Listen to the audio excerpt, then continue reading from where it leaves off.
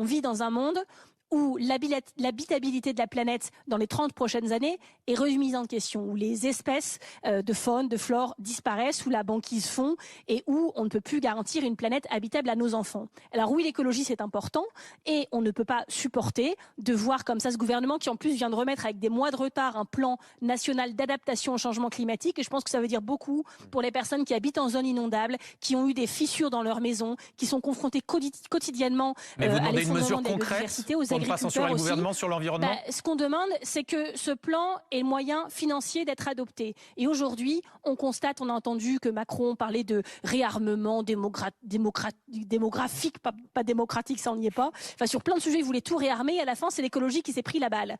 Au printemps dernier, d'un trait de plume, ils ont fait par décret comme ça 10 milliards d'économies. Sur les 10 milliards d'économies, ils avaient prévu 2 milliards d'économies rien que pour l'écologie, qui ne représente pas 20% du budget de la France. Et donc, on voit bien que dès qu'il faut faire des sacrifices, c'est l'écologie en première ligne. C'est le seul moment d'ailleurs où ils mettent l'écologie en première ligne. Et donc, on a listé tous les reculs en arrière inacceptables budgétaires qui avaient été acceptés par Monsieur Barnier. 0 € sur le fonds vélo, moins 60% sur le fonds vert, moins 500 millions sur l'électrification des flottes électriques, moins 137 millions sur la biodiversité. On a calculé ces renoncements. MaPrimeRénov' aussi. Quand on supprime 1 milliard sur MaPrimeRénov' comme ça a été fait, c'est 150 000 logements qu'on ne peut pas rénover en un an. Marine Tondelier, on le trouve où l'argent